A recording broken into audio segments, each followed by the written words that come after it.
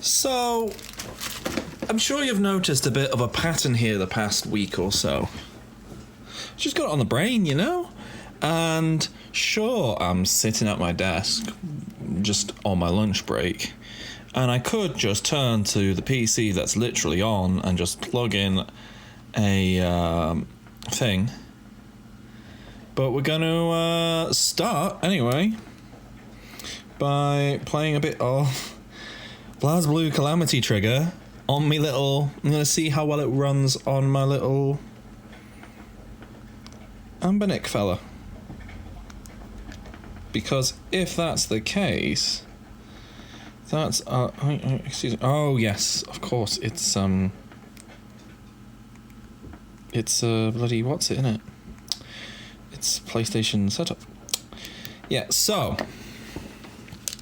let's get it. Yeah, mic is correct. Oh, wow. Oh, don't like that.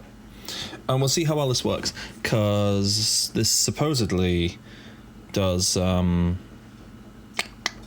The aspect ratio is all wrong, so I might be fiddling with that in a minute.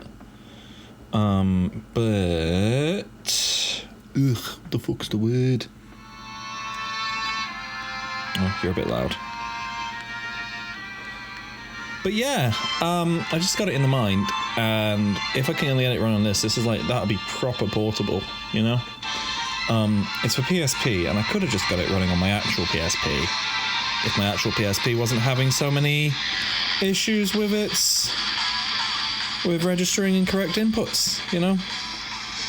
So anyway, so I may have it on my 3DS and on my Switch, and many of them on the PC that stood next to me, and at least one of them on the PS3 that's in a drawer next to me, and fuck me, but I want to just try it on the ambernic, yeah? Because, you know. Ooh, I remember this. Yeah, so I'm playing Calamity Trigger, and it's got the big, weird thing. Right, we're just going to go, and we're going to fiddle with the options quickly. Game options, because I want to go onto easy, because I'm shite. As has been firmly documented, I'm not great. Gonna go in arcade mode, maybe over this side. Ooh, aspect ratio is really fucked. Yeah, this screen is too thin horizontally. Should we play Jin? I vaguely remember Jin being a bit broken in the first one, or at least very beginner friendly. Because Jin just plays like Kai Kisuke, doesn't he? Is Kai Kisuke no, it's Kai Hansen is the real one. Kai Kisuke is the one from Guilty Gear. Because at least originally, like, this game was just... oh, hello. Am I going to be joined by my family? Got cheese. Brilliant.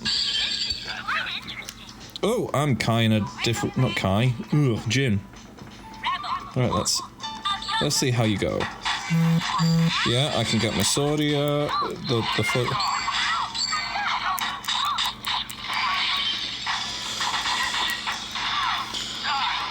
Yeah. And I'm getting lots of... I mean, I'm sucking, but it works. So that's nice. So that's a nice new option for me. Now, will it be better or worse than me just going for it? Ah, yes, I remember what the grapple is too, matey boy. There we go. So, yeah. Yeah, it runs quite nicely on my ambernic, doesn't it? Now, the question is, do we swap over? I think we might. I don't know. I should probably eat my lunch, and I'm not going to do it playing Blazblue. In the nicest way, Blazblue is not a stop and eat your lunch sort of game.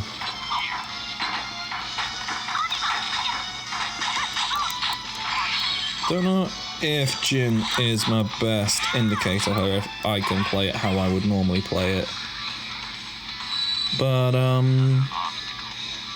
seems alright. runs a bit better than, what was the one that kept fucking up? Melty Blood, that was the one. Melty Blood was the one where, like, background elements started glitching out and things. But I have no business with weaklings or puppets. But yeah, here it is, and it's got the voices.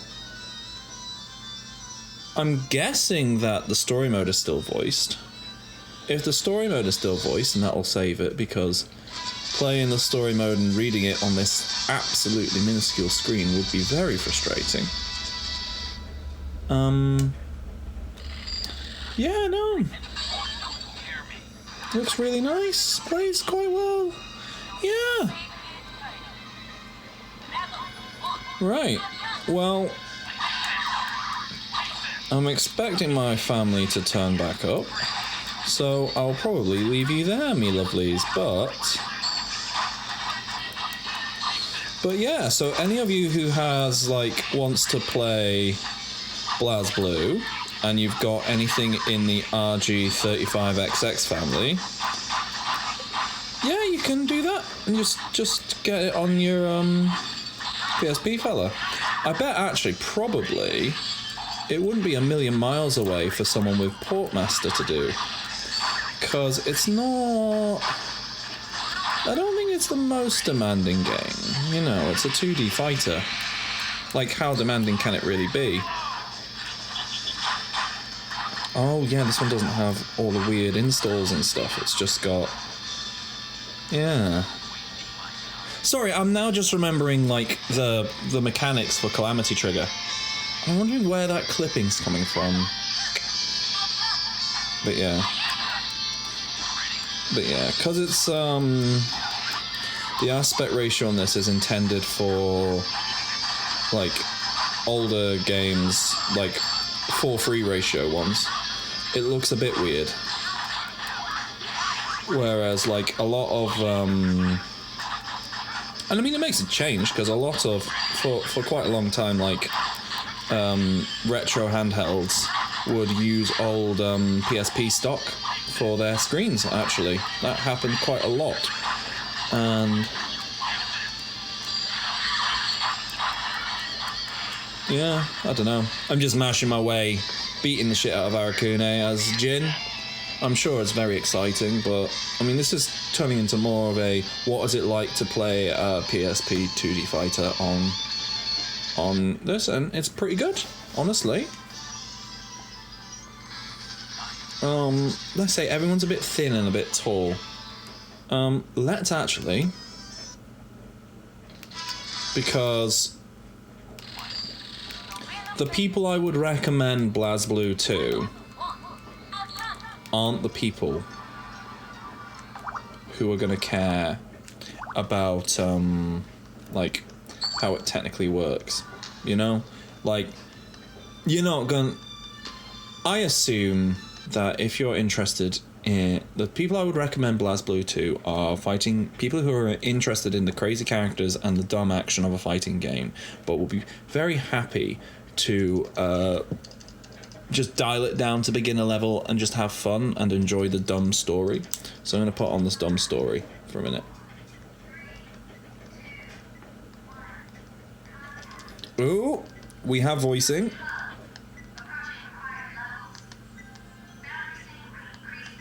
I think there's a bit of... I think the audio emulation isn't going that well because it's popping a lot. But...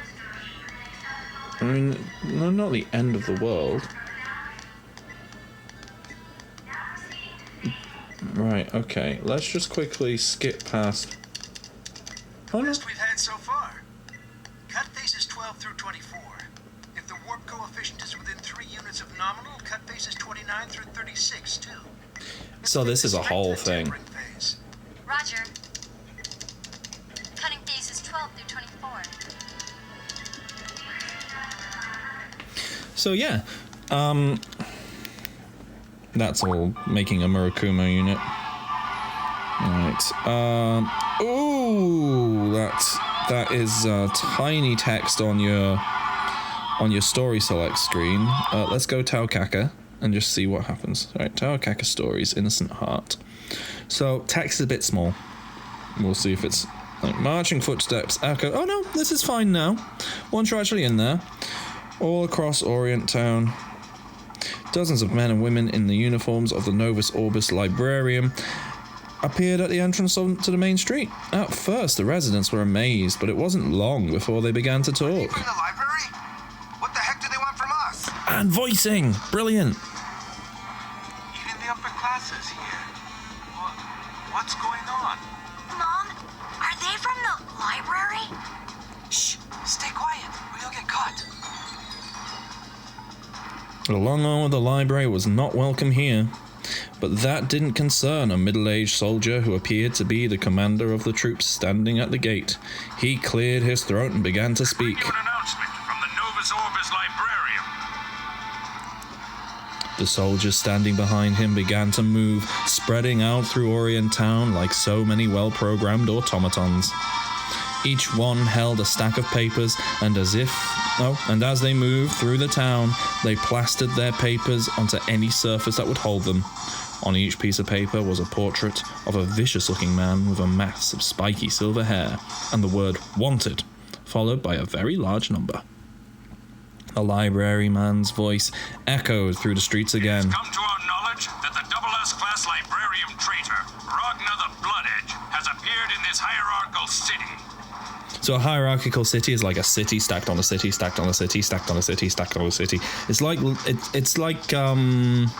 Midgar in FF7 was like up a mountain somewhere or similar sort of remote location. It's to do with humanity trying to survive the apocalypse. It's fine, don't worry about it. Don't let it put you off. For those who have seen this man, make sure to immediately report him to the librarium. Those who provide him with shelter or help him to escape will be considered first-class criminals like him and will be severely punished. His message delivered, the man turned on his heel and began to walk away. The soldiers follow him, their own task complete as well. A girl has been watching the whole thing through the window of a local clinic. As the library troops leave, she turns around and asks a question to the other person in the room. Do you know what that was about, Doc? I'm not sure. Linhua, talking to This Lychee. kind of stuff isn't unusual anymore. Yeah, that's true. It'd be a waste of time thinking about it.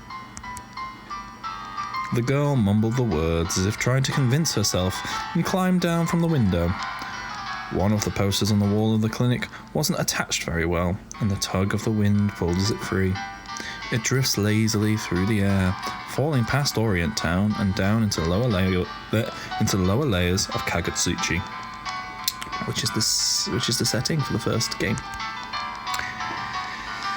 It was how word of the bounty of Ragnar the Blood Edge spread to a part of Kagutsuchi the library did not want to visit. Rustle. The wanted poster finally came to rest on the edge of a dark village. Something noticed it and came closer to examine it. What is this? A small cat person. Something is written on it. A different small cat person. I wonder what it is. Not exactly cats or humans, the creatures kept their faces hidden, deep within the hoods of their jackets. The half-human, half-cat Kaka clan lived on the lowest layer of the city of Kagutsuchi. A huge metal plate had been built above their village, blocking out all light. Always ask the elder. Yeah, let's go ask the elder.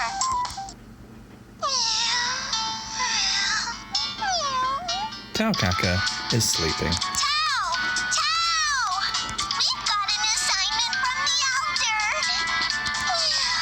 can't eat anymore. Tao Kaka is still sleeping. The two Kaka children ran up the small hill surrounded by scrap metal and broken machines. It was a special spot for the Kaka clan. The sun still shone there, making it warm and comfortable, perfect for a nap. That's not very good grammar. The hill was covered in plants, all desperate for the taste of precious sunlight. The smell of warm grass filled the air. Tao Kaka a warrior of the Kaka clan, was taking her nap in the sunlight. She's asleep, is what the little Kaka child said. Yeah, she is. Let's wake her up. Yeah, let's wake her up. Oh, What do you want, little ones? Toe is still sleepy. I'm just going to quickly say the art in this is fucking brilliant. It actually looks great on the tiny screen. It probably looks great in HD as well. I've done this. I'm sure I've done this at some point. Yeah, work. They handed Tao Kaka the piece of paper they'd found. She took it reluctantly. There was still a lot more napping she wanted to do.